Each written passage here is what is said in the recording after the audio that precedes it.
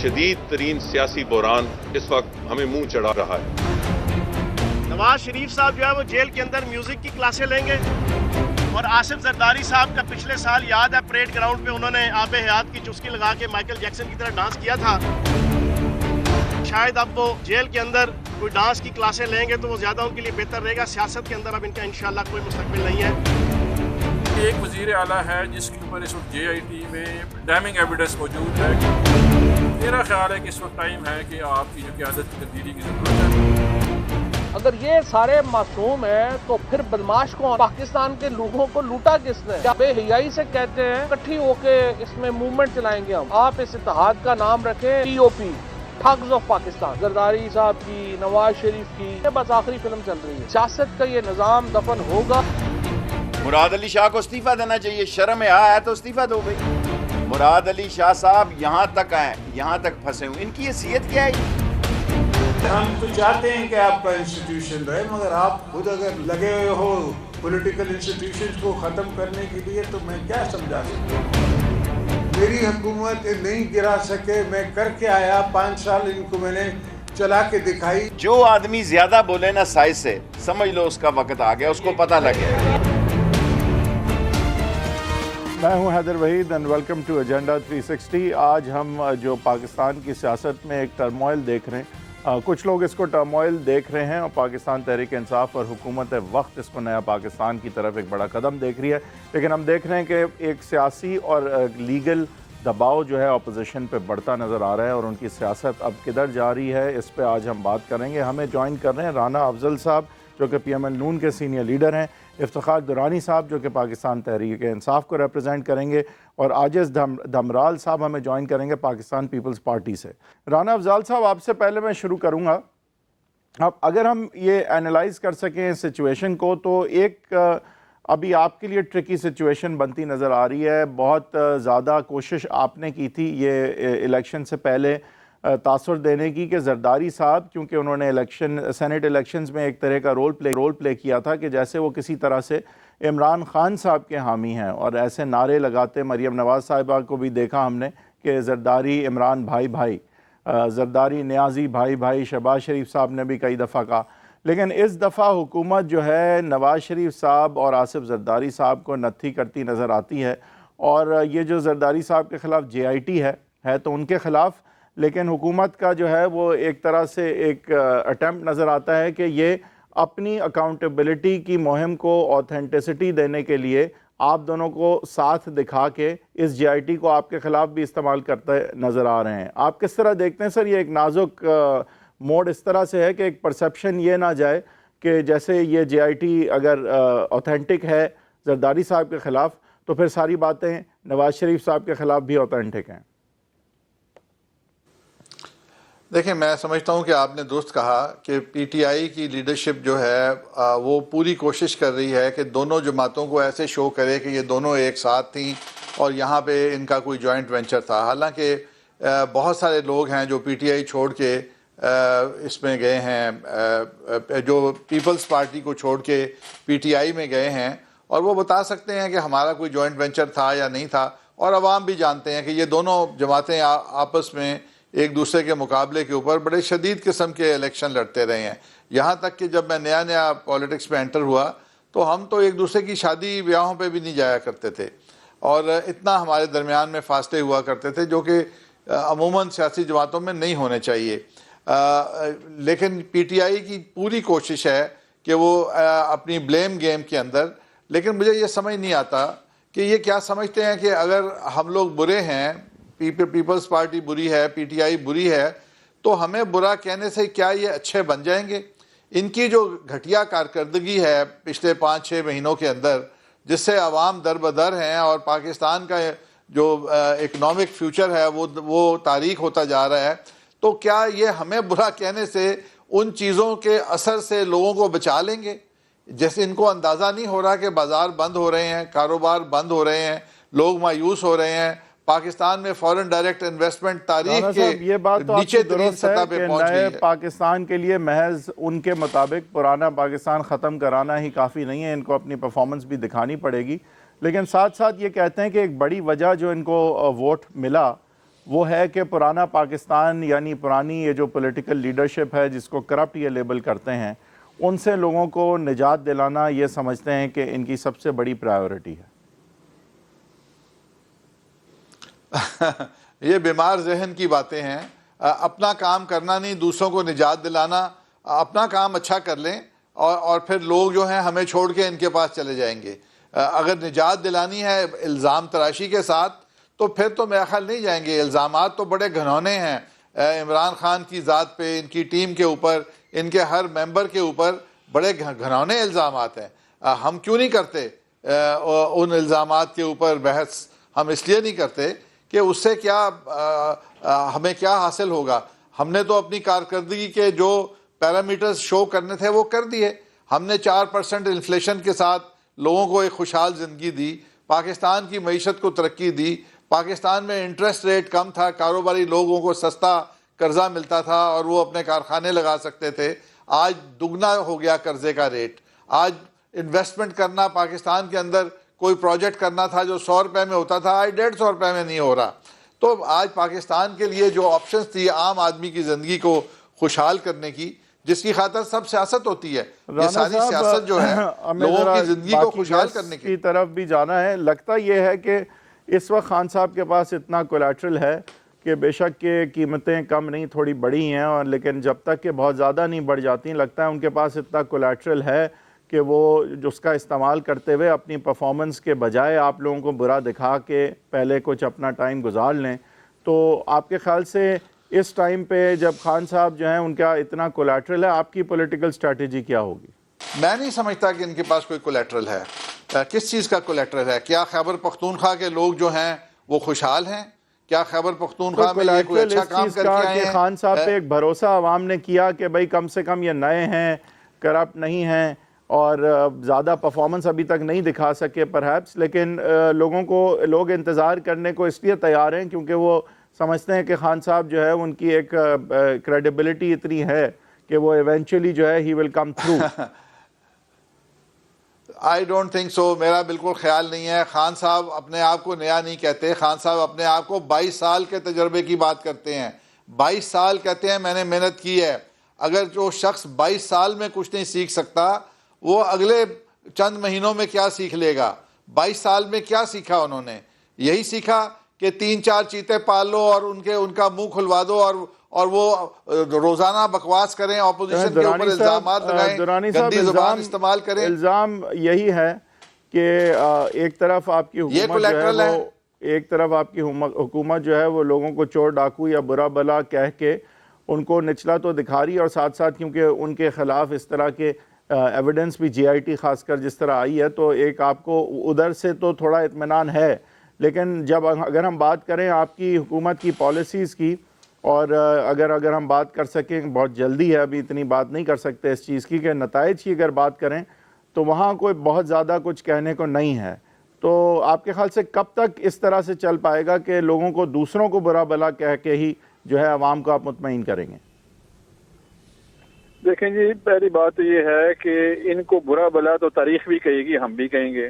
جس طرح اسحاق ڈار صاحب نے جو ہے نا وہ اکنامک ہٹ مین باہر سے آتا تھا، تو یہ لوکل اکنامک ہٹ مین تھے جنہوں نے ایک ٹائم ڈیٹونیشن پہ ہمیں رکھا ہوا تھا کہ جی ہم آئیں گے تو ہم آئی ایم ایف کے پاؤں میں پڑ جائیں گے، وہ ہمارے پر ڈیمنگ قسم کی کنڈیشنالٹیز لگائیں گے اور ہم گر جائیں گے اور یہ واہ واہ کریں گے کہ جی ہو گیا۔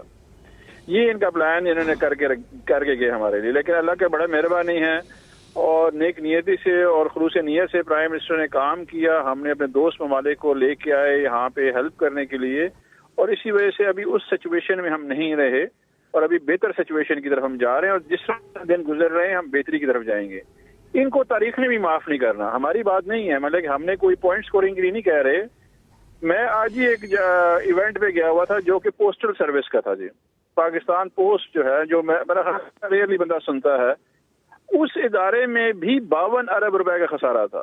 دنیا میں جہاں پہ ای کامرس کا دور ہے اور دنیا میں پیسے بنائے جاتے ہیں، 34 ارب ڈالر کی اس کی مارکیٹ ہے، اس میں 52 ارب روپے کا خسارہ یہ چھوڑ کے گئے ہوئے ہیں۔ یہ میں صرف اس جگہ کی بات بتا رہا ہوں جہاں آج میں گیا، باقی کہانی سب کو پتا ہے کس نے کیا کیا ہوا۔ اس میں ان کو کیسے معاف کیا جا سکتا ہے؟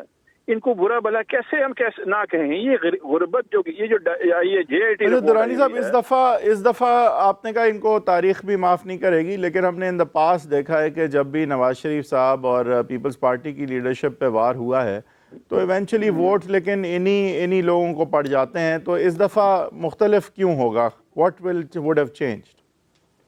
دیکھیں سب سے بڑی بات یہ ہے کہ اس وقت آپ کا جو لیڈر ہے اس کی گلوبل اکنالجمنٹ ہے انٹیگریٹی کی، کہ فائنینشیل انٹیگریٹی بہترین ہے، پرسنل انٹرسٹ کوئی نہیں ہے. ان کو پتا ہے کہ ملک کی بات کرتا ہے جا کے باہر، اور کسی جگہ بھی جب جائے گا وہ سب سے پہلے ملک کی مفاد میں بات کرے گا، پرسنل بات نہیں کرے گا. دوسرا ان کو پتا ہے کہ جی اس وقت جو حکومت ہے وہ فائنینشلی کرپٹ نہیں ہے، کسی بھی کرپشن میں انوالو نہیں ہے، کسی کے اوپر کوئی کسی قسم کا کرپشن. لیکن آپ کے کرپٹ نہ ہونے کا لوگوں کو بھی تو فائدہ ہونا آگے ضروری ہے نا. کہ کہنا تو کافی نہیں ہے کہ ٹھیک ہے آپ آنیسٹ ہیں، لیکن لوگوں کو فائدہ تو جب ہوگا جب آپ کی آنیسٹی کی وجہ سے پرفارمنس بہتر ہوگی، ان کی زندگیاں بہتر ہوں گی. تعریف خود ہی کرتے رہتے ہیں. جی بالکل، زندگی بہتر کی طرف جا رہی ہے. یہی میں کہہ رہا ہوں کہ ہم نے ورسٹ کرائسس ایورٹ کیا ہے اس وقت، جو پاکستان کا سب سے برا کرائسس ہے، جو کہ ہم بالکل ڈیفالٹ سچویشن سے ہم نکلے ہیں اور آگے ہر دن درانی صاحب جو ہے آگے پیپلز پارٹی کا بھی پوائنٹ آف ویو لینا ہے، لیکن یہ ذرا بتاتے چلیں. میں نے آپ سے یہی پوچھا تھا کہ ماضی میں یہی ہوا ہے کہ ان کو آپ نے برا بھلا دیگر پارٹیوں کو، صرف ان دو پارٹیوں کو نہیں، بہت کچھ ہوا پارٹیوں کے ساتھ. ان کی کنفیشنز بھی ان کے لوگوں کی بھی آئیں، یہ کرپشن میں بھی پکڑے گئے، سرے محل سے لے کے ہم نے پتہ نہیں کیا کیا سنا، ہائی جیکنگ کیس ہوا، لیکن ووٹ انہی کو پڑ جاتا ہے. اب ایسا کیوں نہیں ہوگا 4 سال کے بعد، 4.5 سال کے بعد؟ What would have changed? پہلی دفعہ یہ ہوا ہے کہ جب یہ پہلے ان کے اوپر کیسز بنے 2001 میں یہ NRO لے کے چلے گئے، دوسری پارٹی جو ہے وہ مشرف صاحب سے NRO لے کے چلے گی. ان کا تو اکاؤنٹیبلٹی کبھی ہوئی نہیں ہے، یہ تو گفتگو ہے سیاسی. تو آپ کہہ رہے ہیں اس دفعہ اینڈ تک آپ لے کے جائیں گے اور NRO نہیں ہوگا، یہ فرق ہوگا آپ کہہ رہے ہیں؟ یہ فرق ہے، NRO نہیں ہوگا اور انڈیپینڈنٹ کورٹس ہیں اس وقت.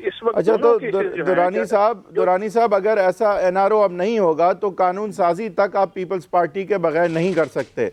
تو ایسی سچویشن میں اگر آپ زرداری صاحب کے ساتھ کو دیوار سے لگاتے ہیں تو بلاول صاحب بھی کیا کوآپریٹ آپ سے کریں گے، اور آگے پھر پارلیمان اور قانون سازی کا عمل پھر کس طرح چلے گا؟ دیکھیں یہ جو دونوں کیسز ہیں یہ ہم سے پہلے بنے ہوئے ہیں. 2015 کیس ہے پیپلز پارٹی کا اور 2017 کے کیسز ہیں مسلم لیگ نواز پہ. ابھی ملک کی بہتری کے لیے اگر ہم کوئی قانون لے کے آ رہے ہیں، اگر یہ سپورٹ نہیں کرتے تو پبلک ایٹ لارج کو پتہ چلے گا کہ جی ان کا کیا اصل چہرہ کیا ہے. جس طرح کہ JIT میں نظر آ گیا کہ کیسے سندھ حکومت نے استعمال کیا گیا ذاتی مفاد کے لیے اور اپنے ذاتی فائدے کے لیے، اور پھر اسمبلی کو یوز کیا جاتا ہے ایز اے ڈھال اس پیسے کو جو بنایا گیا. لیکن درانی صاحب باوجود اس کے ہم نے دیکھا ہے کہ پیپلز پارٹی اس دفعہ بھی رورل سندھ سے اور پھر اس کی وجہ سے اجتماعی پوری صوبہ سندھ سے جیتی ہے. تو یہ کیوں پھر ہو جاتا ہے کہ لوگ بار بار انہی کو ووٹ کیوں دیتے ہیں پھر؟ دیکھیں جی ووٹ اس کی زیادہ ایک تو ان کا خوف کریٹڈ خوف ہے جی. جس طرح کراچی میں خوف تھا جو ایلیمنیٹ ہو گیا، اس جیسی خوف ختم ہوا آپ نے دیکھا رزلٹ آ گئے. انٹیریئر سندھ میں بھی ان لوگوں نے لوگوں کو دبا کے رکھا ہوا ہے. جیسے ہی آپ دیکھیں گے کہ ان کا یہ تھوڑا سا خوف ختم ہوگا، آپ کو پتہ چلے جس صوبے کا 30 سے 40% جو اس کا ڈیولپمنٹ بجٹ ہے اس کا پتہ نہیں کہاں چلا گیا.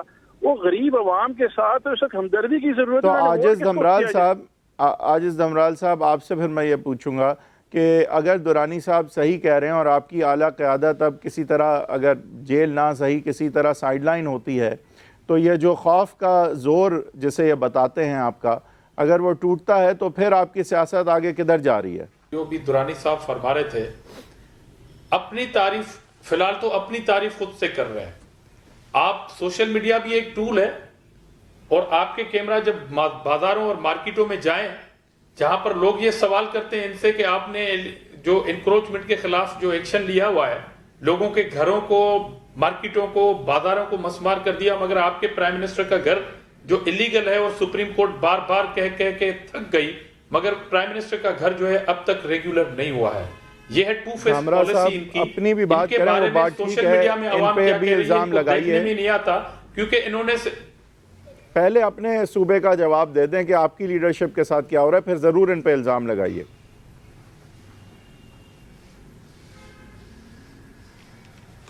تو میرے صوبے میں آپ نے اپنی گفتگو میں خود بتا دیا تھا کہ تھرڈ ٹرم جو ہے وہ پیپلز پارٹی وہاں پہ آ رہی ہے اور پہلے کی پوزیشن سے بہتر پوزیشن میں آ رہی ہے.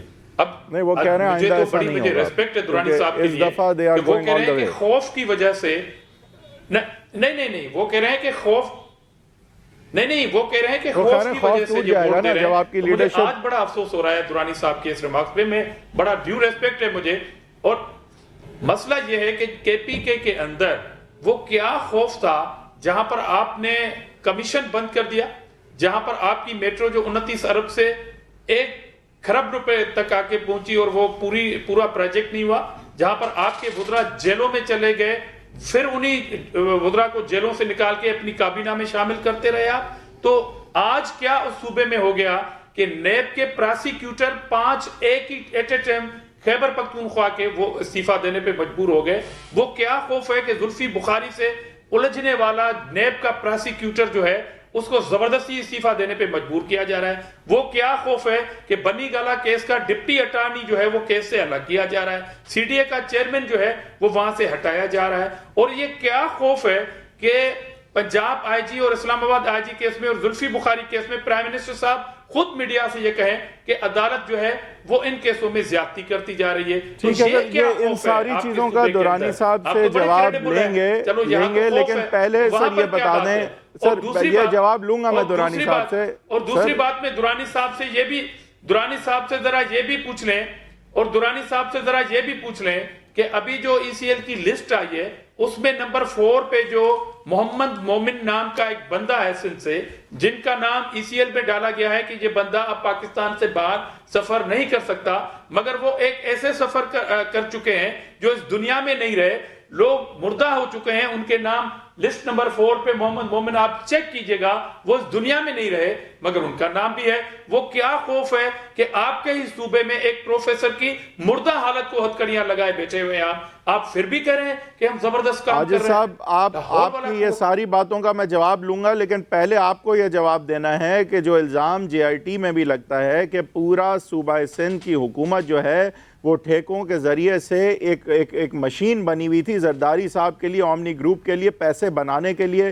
سارے جو اخراجات تھے زرداری صاحب ان کے خاندان کے, وہ یہ اومنی گروپ پے کرتا تھا, جو کہ اومنی گروپ. یہ الزام جے آئی ٹی نے لگائے ہے نا جی, یہ الزام جے آئی ٹی نے لگائے ہے نا, یہ الزام جے آئی ٹی میں لگائے ہیں.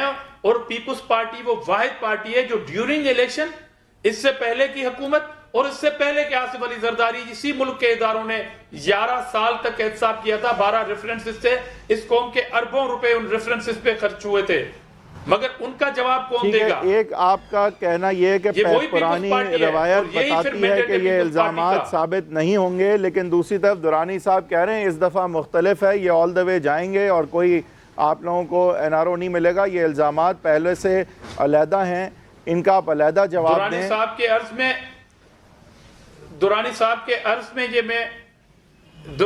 صاحب کے لیے میں عرض کہتا ہوں کہ آپ کی حکومت میں ایک ہی کیس ایسا سامنے آیا ہے جس کا 164 ہوا ہے, جس میں ایک شخصیت نے اپنا گناہ تسلیم کرتے ہوئے جرمانہ ادا کر دیا. جرمانہ ادا وہ کرتا ہے جو اپنی غلطی تسلیم کرتا ہے.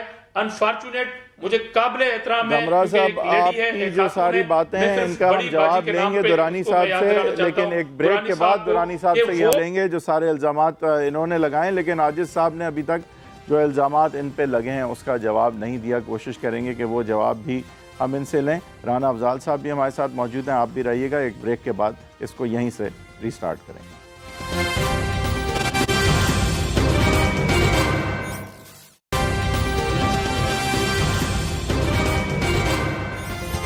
Welcome back from the break. Durrani صاحب کچھ تو الزامات انہوں نے جو لگائے ہیں اس کے آپ جواب دیں, اور پھر ان سے بھی ہم نے لیکن یہ پوچھنا ہے کیونکہ ان سے جو ہم نے پوچھا تھا ابھی تک اس کا انہوں نے جواب نہیں دیا ہے. لیکن بہرحال پہلے آپ سے ہم پوچھ لیتے ہیں. انہوں نے بہت ساری باتیں یہ کی اور ان کا اشارہ یہ تھا کہ آپ ان کو جو خوف کا نظام کہتے ہیں, تو خیبر پختونخوا میں آپ نے بھی حکمرانی کچھ اسی طرح سے کی ہے, اور اگر اب آپ انتقامی سیاست پہ اتر آئے ہیں اور خوف کا راج جو ہے وہ آپ بھی جو ہے استعمال کرتے ہیں اپنے پولیٹیکل فیور میں. دیکھیں بات یہ ہے کہ ہماری پہلی بار حکومت تھی خیبر پختونخوا میں, ان کے پاس ابھی جواب دینے کو کچھ بھی نہیں ہے. یہ بہترین نظام ہے جو فواد چودھری کہتے ہیں. ان سے سوال پوچھو کہ یہ کیا کیا آپ نے، کہا کہ یہ بھی چور ہے، وہ بھی چور ہے، فلاں بھی ہے، اس کو اندر کر دو، اس کو باہر کر دو. یہ گفتگو ہے ان کے پاس.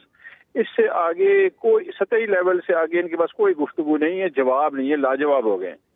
اس کے اوپر یہ الزام لگائیں گے کہ جی ایک پارٹی جو نان فیملی بیس پارٹی ہے، جو پاکستان کی کنٹمپریری پالیٹکس میں ہے ہی کوئی نہیں ہے، جو کہ وفاق کی سطح پہ سر آپ حکومت بھی کر ابھی رہی ان ہے. کے الزامات کا جواب نہیں دے رہے، آپ بھی اپنی اب تعریفیں کر رہے ہیں. ٹھیک ہے آپ کی ہوگی نان فیملی. جی نہیں مجھے بتائیں نا، ہم نے خوف کیسے کریٹ کیا یہ پہلے بتا دیں. انہوں نے آپ کو بتایا نا کہ جو ساری عمران خان جو ہے وہ خیبر پختونخوا سے ہے، اس کا کوئی فیملی سٹرکچر ہے خیبر پختونخوا میں؟ کوئی انہوں نے وہاں پہ کوئی زمینیں اور جائیداد ہے ان کی، کوئی بازاریں ہوں گے کام کر رہے ہیں وہاں پہ. اسمبلیاں بلڈوز جو آپ کرنے جا رہے ہیں.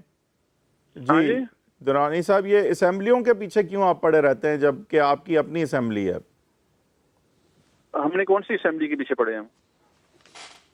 واہبڈا صاحب کہتے ہیں کہ وہ بلڈوز کرنے کی بات کرتے ہیں اسمبلیوں کو. کیا بلڈوز کیا انہوں نے؟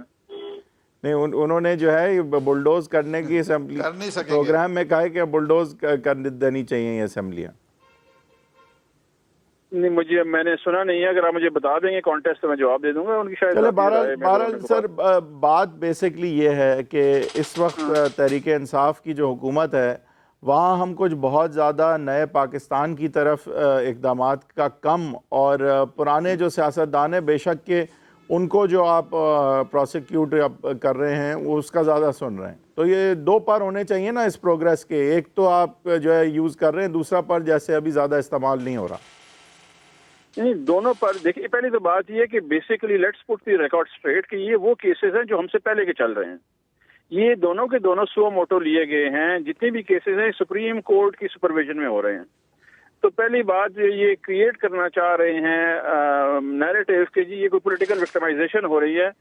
ہم 2015 دسمبر کا یہ کیس ہے جو کہ سسپیشس ٹرانزیکشن ایکٹیویٹی رپورٹ کرتا ہے financial monitoring unit. Tehreek Insaf حکومت میں نہیں تھی. 6 جون کو سو موٹو ہوتا ہے 2018 کو، تحریک انصاف حکومت میں نہیں تھی. ادھر سے رساد رفیق کا. چلیں درانی صاحب میں آپ سے ایک ہی نقطے پہ صرف سوال کرتا ہوں آپ کی گورننس کا. دوسری بات جو سب سے امپورٹنٹ ہے جی، دوسری بات یہ ہے کہ پاکستان لینڈ کرتے ہوئے کسی انویسٹر کو یا کسی کاروباری شخص کو کسی سے کوئی کک بیک نہیں مانگی جاتی ہے. یہ نیا پاکستان کوئی سوچ سکتا ہے کک بیک کا. یہ وہ نیا پاکستان ہے جو وعدہ کیا تھا. الزام یہ لگتا ہے کہ کرپشن اگر نہیں ہو رہی تو کام بھی نہیں ہو رہا. سر یہ مجھے بتائیں ابھی ڈیٹ ٹریپ ایک پاکستان کا بڑا مسئلہ ہے. ہماری جو امپورٹس ہیں وہ ایکسپورٹ سے زیادہ ہیں. خان صاحب خود کہتے ہیں کہ یہ گھر ہے جہاں خرچے زیادہ ہیں آمدنی کم ہے.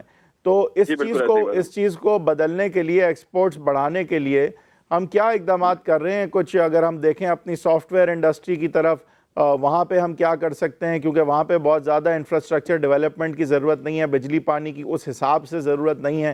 کچھ ایسے سیکٹرز ہیں جہاں ہم کچھ کر سکتے ہیں تاکہ ذرا جلدی سے یہ بیلنس آف پیمنٹس کا ایشو جو ہے وہ ایڈریس کم سے کم ہو سکے. تو کیا اقدامات آپ نے لیے ہیں؟ جی ہاں جی، بیسیکلی جو پاکستان کا جو اکنامک ماڈل ہے وہ امپورٹ بیسڈ ہے سارا کا سارا، جو کہ اس سے پہلے رہا ہے. کیونکہ ایف بی آر سمجھتا ہے کہ ہم امپورٹ پہ ڈیوٹی لگاتے ہیں اور اس سے ہم ریونیو جنریٹ کرتے ہیں، ٹیکس بیس وہ بڑھاتے نہیں تھے. ابھی ہم نے کیا کیا، ہم نے آ کے ایکسپورٹرز کو سپورٹ کیا اور انڈسٹریلائزیشن.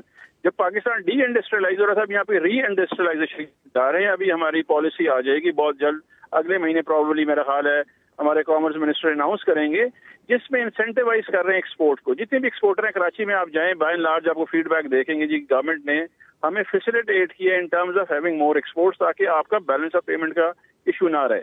دوسری بات یہ ہے کہ جو انڈسٹری بند ہو رہی تھی، ہم نے پہلا سٹیپ لیا فیصلہ آباد میں، جہاں پہ ہم نے زیرو ریٹڈ انڈسٹری کو انرجی پرائسز ہم نے ریشنلائز کیا ریجن کے حوالے سے. ابھی اس پہ اس کا پازیٹیو فیڈ بیک آ رہا ہے. اسی طرح باقی انڈسٹریل زون میں بھی یہ کام ہو رہا ہے. تیسری بات یہ تھی جب ہم سی پیک کے لیے گئے تھے، چائنا گئے پرائم منسٹر، تو ادھر انہوں نے ہماری جو نیگوسیشن ان کے ساتھ ہوئی ہیں، ہم نے انڈسٹریلائزیشن کی بات کی ہے کہ ہماری ینگ پاپولیشن ہے یہاں پہ، آپ کے پاس جو لیبر پرائس ہے وہ کم ہے.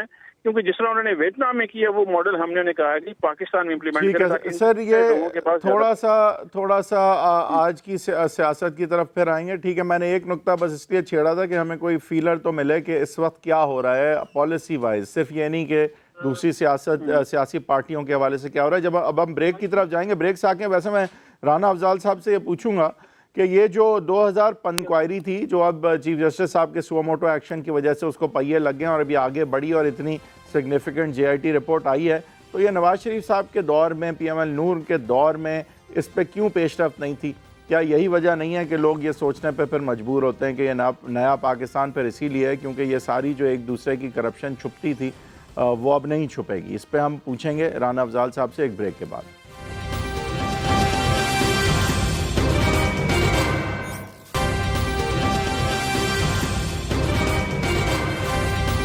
Welcome back. رانا افضال صاحب, آپ سے میں یہی پوچھنے لگا تھا کہ یہ جو تاثر ہے کہ سارے مکمکا ہے آپ کا اور پی پی پی کا اور نئے پاکستان کی ضرورت ہے, یہ بنتا اسی طرح سے ہے جب ہم دیکھتے ہیں اور سنتے ہیں کہ 2015 سے یہ چیز دبی ہوئی تھی آپ کی حکومت میں, جو آج اس طرح جے آئی ٹی کی صورت میں ابھر کے سامنے قوم کے آئی ہے, تو پھر قوم یہی سوچتی ہے سر کہ کیا پھر آپ لوگوں کا گٹھ جوڑ ہے, ملے ہوئے تھے, ایک دوسرے کو پروٹیکٹ کرتے تھے, کس طرح دیکھیں گے اس کو؟ دیکھیں, پچھلے راؤنڈ میں بھی آپ نے یہی سوال مجھ سے پوچھا تھا اور میں نے اس کا یہ جواب دیا تھا کہ یہ دو الگ جماعتیں ہیں. ہم نے 1,30,00,000 ووٹ لیا ہے, پیپلز پارٹی نے 70 لاکھ ووٹ لیا ہے, تو ہمارا ان سے تقریباً 1.5 گنا زیادہ ووٹ ہے. دو اگر ہم مل جائیں تو ان کو تو پھر بہت سارے مسائل ان کے لیے پیدا ہوں گے.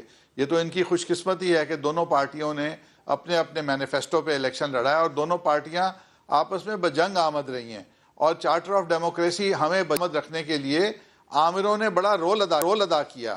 انہوں نے این آر اوز بیچے, انہوں نے کئی کچھ کیا تاکہ یہ پارٹیاں لڑتی رہیں, اور پاکستان کے اندر جمہوریت اسی دن ٹھیک ہوگی جس دن سیاسی جماعتیں کچھ اصولوں کے اوپر, کچھ معاملات کے اوپر اکٹھی ہو جائیں گی کہ یہ ہمارے. لیکن رانا صاحب دیکھیں, یہ میرا سوال نہیں ہے, ٹھیک ہے آپ علیحدہ پارٹیز ہیں, لیکن الزام یہ لگتا ہے کہ کیونکہ آپ پنجاب اور وفاق اور وہ سندھ میں ایک دوسرے کو چلنے دے رہے تھے, تو ایک چلنے دینے کی ایک کڑی یہ تھی, ایک طریقہ یہ تھا کہ ایک دوسرے کی چیزوں کو نہیں اچھالتے تھے. 2015 سے یہ انکوائری جو ہے وہ ہے, اور اب جا کے یہ اتنی ساری باتیں سامنے آئی ہیں. آپ کی حکومت میں کیوں نہیں یہ باتیں ایکسپوز ہوئیں پی پی پی کی؟ دیکھیں, اگر یہ آپ کا سوال ہے تو اس کا جواب مختلف ہے. اس کا جواب یہ ہے کہ ہمارے دور کے اندر یہ چیزیں اسٹیبلش ہونے شروع ہوئے. ہم نے ڈیٹا بینک بنانا شروع کیا ہے ایف بی آر کے اندر. وہ ڈیٹا بینک جو تھا وہ اس کے اندر انفارمیشن ہم اکٹھی کر رہے تھے, اور وہ انفارمیشن جو ہے اب اویلیبل ہے. او ای سی ڈی کی انفارمیشن آپ کو اویلیبل ہے. دیکھیں, میں اس سے چند ایک باتیں کرنا چاہوں گا. کچھ نہیں لگ رہا تھا یہ جی آئی ٹی آپ کے انڈر نہیں ہونے والی تھی. دیکھیں, یہ ساری انفارمیشن جو تھی بینک اکاؤنٹس کی, اور ہمارے اوپر تو پناما کے بعد یہ چیزیں شروع ہوئی نا. سو موٹو نوٹسز بھی پناما کے بعد شروع ہوئے, اور پھر ان پروجیکٹس کے اوپر سپریم کورٹ کی انسٹرکشنز کے مطابق اس پہ ٹارگیٹڈ کام شروع ہو گیا, جس سے رزلٹ صحیح ہو رہے ہیں اور اچھی بات ہے. ہم تو بالکل کسی احتساب کو برا نہیں سمجھتے, لیکن ہم ان کا جو یہ روز ان کے بندے پری کنسیو کرتے ہیں, اب یہ ہو جائے گا, اب یہ ہو جائے گا, اس کے خلاف ہم بات کرتے ہیں. صاحب بس میں یہی کہہ رہا تھا کہ جو تاثر ہے جس کا فائدہ اٹھاتی ہے پاکستان تحریک انصاف, وہ یہی ہے کہ یہ سب ایک جیسے ہیں, ایک دوسرے کی کرپشن چھپاتے ہیں. یہ ان کا ہتھ کنڈا ہے, یہ ان کا اپنے آپ کو اچھا ثابت کرنے کے لیے. 2015 سے اس چیز کو نہیں جب لے کے چلتے تو آپ ان کے لیے آسان کر دیتے ہیں یہ کہنا. دیکھیں, 2015 کے اندر اس ملک میں بم دھماکے ہو رہے تھے, اس ملک کے چیلنجز اور تھے, اس ملک کی زندگیاں ہوا میں اڑ رہی تھیں, اس ملک کے اندر لوڈ شیڈنگ نہیں تھی, ہماری پرائرٹیز تھیں, اور ہم ان پرائرٹیز پہ کام کر رہے تھے. یہ تھی کہ ان کو سندھ میں رہنے دو تاکہ یہ ہمیں تنگ نہ کریں وفاق اور پنجاب میں. یار, یہ آپ بالکل فضول بات ہے, ایسی کوئی سوچ نہیں تھی. ہمارے لیے اور بڑے ٹارگٹس تھے. میں ان کی ایک دو باتوں کا جواب دینا چاہتا ہوں. بہت شکریہ رانا افضال صاحب, بہت شکریہ آپ نے ہمیں جوائن کیا. ناظرین, اب ایک نیوٹرل ذرا پوائنٹ آف ویو لیں گے. ہم نے پولیٹیکل ویوز تو تینوں بڑی پارٹیز کے لیے, ہم چاہیں گے کہ کچھ جو ایک عوام کی پہ پلس ہے وہ ہم معلوم کر سکیں کہ اس جے آئی ٹی کے بعد جو اب سیاسی منظرنامہ ہے وہ کس طرح سے اب ہم بدلنے جا رہا ہے. خالد عظیم صاحب اسلام آباد بیورو کے ہیڈ ہیں, وہ ہمیں جوائن کر رہے ہیں. خالد عظیم صاحب, بہت شکریہ آپ نے ہمیں جوائن کیا. آپ سے سر یہی پوچھوں گا کہ جے آئی ٹی کے بعد پاکستان کی سیاست کیا بدلی ہے تو کس طرح بدلی ہے؟ دیکھیں جی بدلی اس لحاظ سے ہے کہ پیپلز پارٹی کا جو ہے وہ اب اس کی اینٹی گورنمنٹ بیانات اور نیریٹو جو ہے اس میں ایک مومنٹم ہمیں دکھائی دیتا ہے جو اس سے پہلے نہیں تھا. اور آپ کو پتہ ہے کہ کتنے مواقع پہ پیپلز پارٹی جو ہے وہ اس نے واک اوور دیا ہے حکومت کو. اب پچھلے دور کی بات ایک ریاکشن ہے نا جو پی پی پی کر رہی ہے وہ تو ریاکشن ہے, لیکن جو حکومت کی طرف سے ان پہ ہو رہا ہے وہ یہ بھی دکھاتا ہے کہ یہ نہیں سمجھتے کہ پی پی پی کی قانون سازی کے لیے بھی ان کو ضرورت ہے, نمبر ون. دوسرا وہ یہ سمجھتے ہیں کہ جو ٹاپ لیڈرشپ ہے دوسری اپوزیشن پارٹیز کی, ان کے پیچھے جانا جو ہے وہ ان کے لیے راہ ہموار کرے گا گورننس وائز. تو پہلی تو یہ چیز ہے, پھر ریاکشن میں آ رہے ہیں نا یہ جو زرداری صاحب کی باتیں, ابھی تک تو وہ ساتھ چلنے کو بخوبی تیار تھے پارلیمان میں. جی بالکل, انہوں نے بھی کہا اور اس کے ساتھ ساتھ بلاول بھٹو جو ہے انہوں نے بھی کہا, لیکن میں آپ کو یہ بتا رہا ہوں کہ جے آئی ٹی کی رپورٹ کے بعد جو چیز دکھائی دی ہے وہ ریاکشن میں ہے یا جس وجہ سے بھی ہے, لیکن وہ جو پہلا رویہ تھا مفاہمانہ جس میں انہوں نے آپ پریزیڈنشل الیکشن دیکھ لیں یا آپ وزیر اعظم کا الیکشن دیکھ لیں یا پنجاب میں آپ وزیر اعلیٰ کا الیکشن دیکھ لیں, وزیر اعظم کا, وزیر اعلیٰ کا اور صدر کا, 3 الیکشنز میں انہوں نے اپنا راستہ الگ کیا تاکہ پی ٹی آئی کو کسی قسم کا کوئی تھریٹ نہ ہو. لیکن اب وہ کہتے ہیں کہ آپ جتنا جی چاہے آپ ہمارے ساتھ قریب ہونا چاہیں, مسلم لیگ نون کو وہ آفر کر رہے ہیں.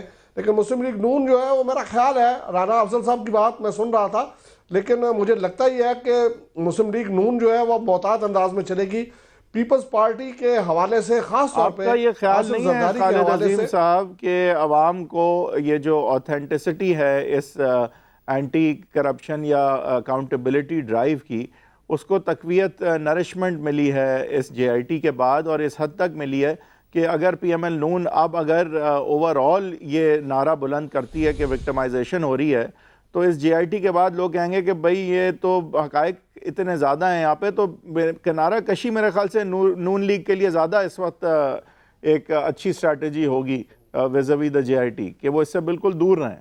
دو طرح کی چیزیں ہیں نا, ایک تو نواز شریف کے خلاف جو کیسز تھے, ابھی ایک کیس شاید وہ جو محکمہ اوقاف والا ہے جو انہوں نے پاک پتن کی زمین دی تھی, وہ نہ شاید ان کو تنگ کرے, ادروائز ان کے حوالے سے جو کچھ ہونا تھا وہ تو بڑی حد تک ہو چکا ہے.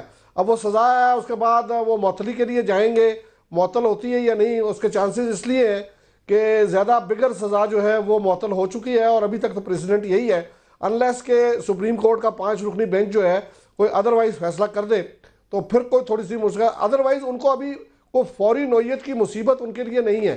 اب فوری نوعیت کی مصیبت جو ہے وہ پیپلز پارٹی کے لیے, اس لیے وہ بھی تھوڑا سا اس انداز میں انجوائے کریں گے اسی طرح سے جیسے پہلے پاکستان پیپلز پارٹی کرتی رہی ہے.